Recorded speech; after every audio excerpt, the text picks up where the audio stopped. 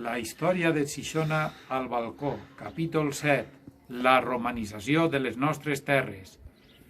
L'arribada de la cultura romana va suposar un canvi en el tipus d'assentaments. Els poblats en altura que es dedicaven a controlar un terreny ja no calien i la població es va traslladar a zones planes per a dedicar-se a l'agricultura.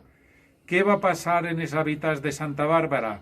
La veritat és que no ho sabem. Per una banda, poden haver-se'n anat a un altre poblat en zona plana del que no han trobat cap de reste, o el més fàcil és que emigraren a Luquenton, la gran ciutat romana.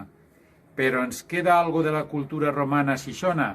La veritat és que sí. El nom de Xixona, segons els lingüístics, ve del llatí saxum, que significa penya, i per una altra banda, en les escales del mort traïdor es va trobar una xicoteta inscripció romana feta en caliza d'uns 14 centímetres d'ample per 25 de llarga i que té part del nom d'una dona romana.